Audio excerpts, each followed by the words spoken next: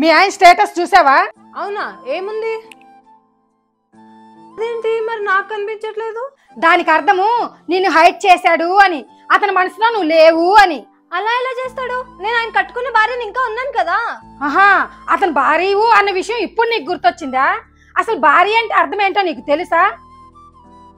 పెళ్ళయి సంవత్సరం అయింది, 6 నెలలు ఆడుంటే 6 నెలలు ఏడున్నావు. చిన్నదానికి పెద్దదానికి అలిగి ఇంటికి వచ్చేస్తున్నావు. ఏ రోజన్నా అత్తమామలకి నీ చేత్తో వంట చేసి పెట్టావా? నీ భర్తకు ఒక గ్లాస్ మంచినీళ్ళు ఇచ్చావా? తను ఏదన్నా ఆఫీస్ విషయంలో టెన్షన్స్ తో ఇంటికి వచ్చి కూర్చుంటే ఏమైందండి అని ప్రేమకి ఏదన్నా మాట్లాడావా? అసలు అబ్బాయి నువ్వు ఎప్పుడన్నా అర్థం చేసుకున్నావా? ఆ అబ్బాయి నిన్ను భార్య అనుకోవడానికి నువ్వు ఇలా చీటీ మాటకి అలిగితే ఇంటికి వచ్చినవంటే రేపు నీ కడుపును పుట్టే బిడ్డలు కూడా నీకు తెలివివ్వరు. అయినా మా ఆయన నన్ను ఇంత మోసం చేస్తాడు అనుకోలేదు. ఈ విషయం నీకు ఎప్పుడో చెప్దామనుకున్నా, కానీ ఈ జనరేషన్ పిల్లలకి ఏదైనా చెబితే చెవుకి ఎక్కువ కదా. ఇప్పటికైనా మించిపోయింది లేదు. ఆ అబ్బాయి ఏం మన చేయి దాటిపోలేదు. ఒకసారి నువ్వు ఫోన్ చేసి సారీ చెప్పు, ఆ అబ్బాయి వచ్చి నిన్ను తీసుకెళ్తాడు.